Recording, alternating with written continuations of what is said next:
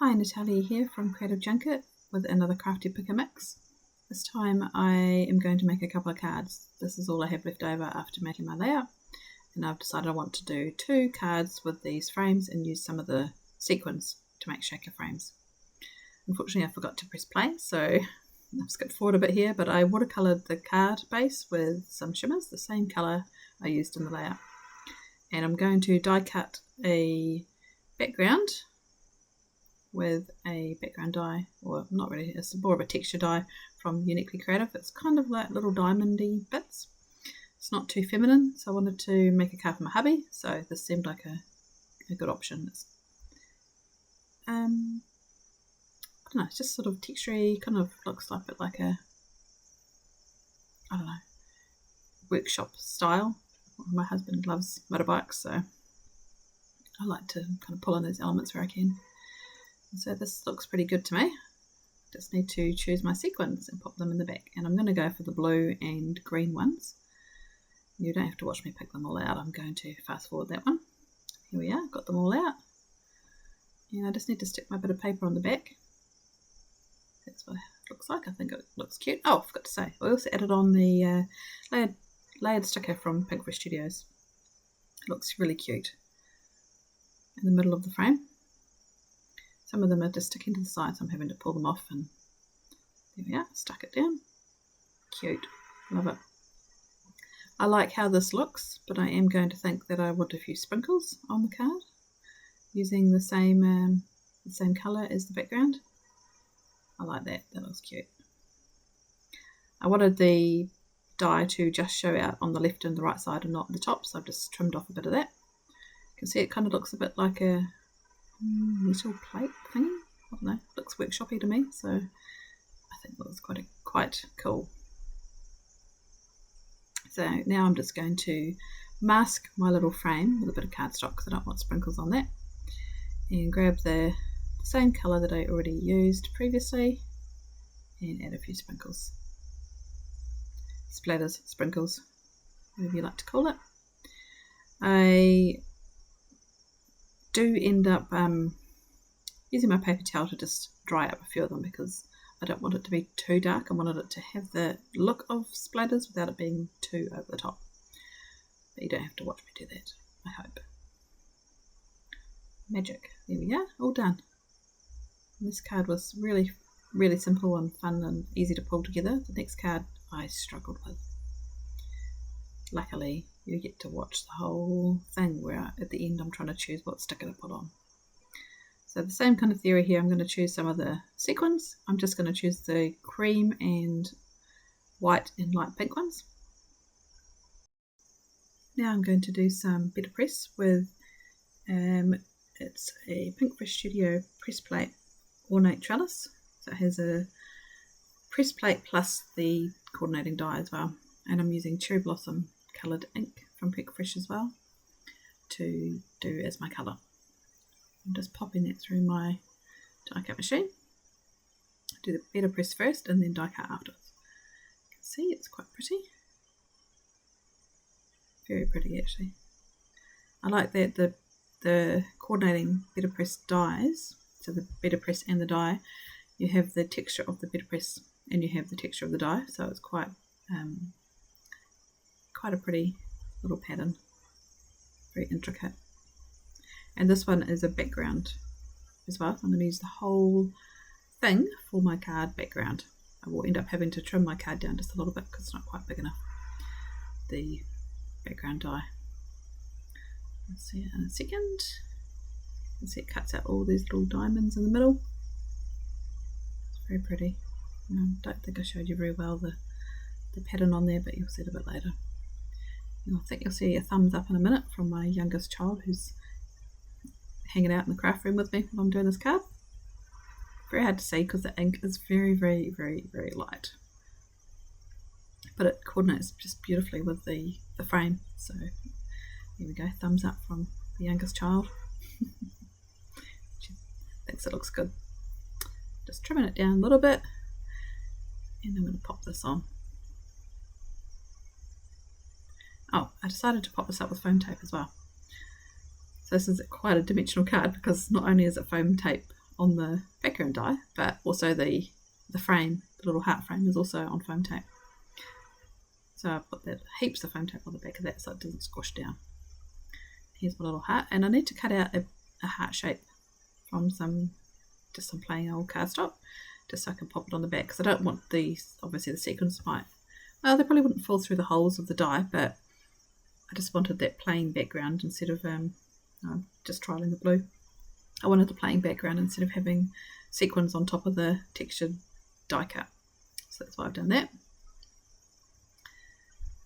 A bit glary, sorry, especially with all the white shininess as well, and the little frame's quite shiny. I love the frame, isn't it pretty? It's got all those little florals on it as well.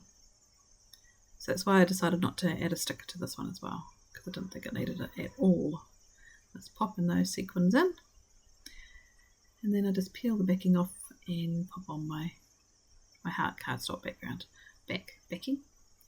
I do need to trim it a little bit because it's a little bit big. Doesn't that look cute? And now this is where I have so much fun trying to decide what else I'm going to put on. I'm thinking I want to add one of those layered stickers, but none of them were matching, so they have to wait for another little project, unfortunately. I'm looking through all the other bits and pieces I've got on my desk and can't find anything that looks good. I just want to put a little sentiment on the card, and it's a real struggle for me to find anything.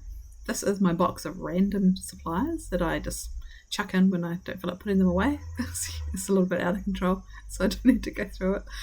Don't judge me. It's a lot. And in the whole thing I couldn't find anything other than this little sentiment, which is also a Pinkfish Studio it's like a fabricy pretending leathery kind of thing from, gosh, I probably could remember what it was, but probably at least 6-7 years old. So I'd love to be able to use that up, but no, I don't like it. Unfortunately, I don't like how bright the little red heart is. It just doesn't really coordinate with the softness of the card. I want something soft, pretty. So I think Woodland Grove or Gingham Garden is bound to have something that would match. Those are both quite pretty soft collections, especially Gingham Garden is a very pretty soft collection. I thought maybe one of these stickers from the sticker sheet, but nope. Have a look at the stickers. This is the Gingham Garden sticker sheet. I quite like that, my one and only. I'm going to put it on. I'm going to regret it. I'm going to try it out. You see, it doesn't even fit properly, but I'll just do it. So I cut off the eye, put it on, and I don't even like it now looking at it. It's so dark. And that's what I decided. It's just too dark. I don't like it. So I'm going to peel it off in a second and carry on.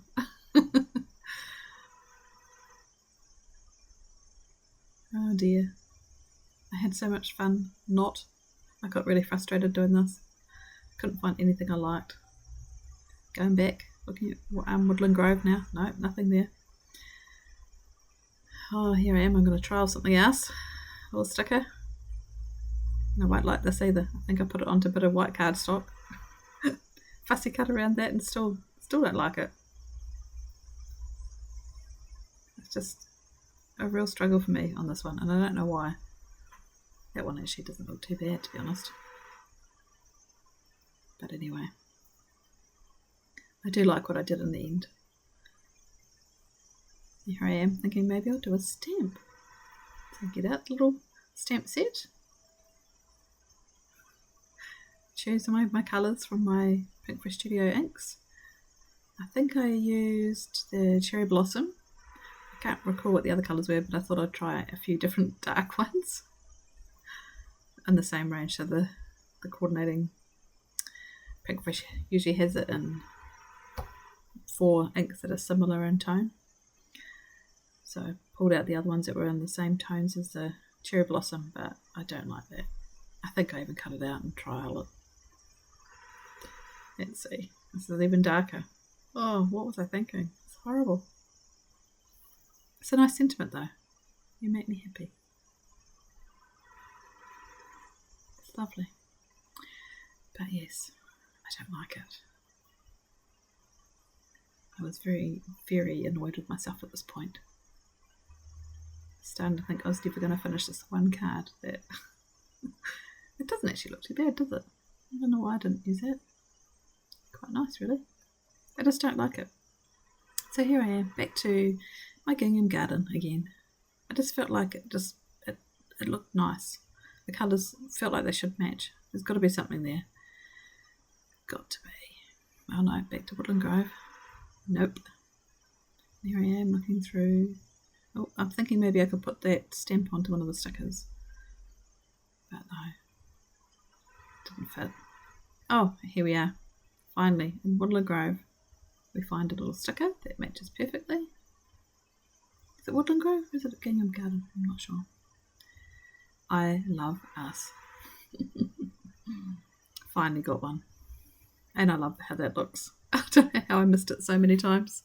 But I am pretty happy with the final product. So yeah, took a while, but I got there in the end.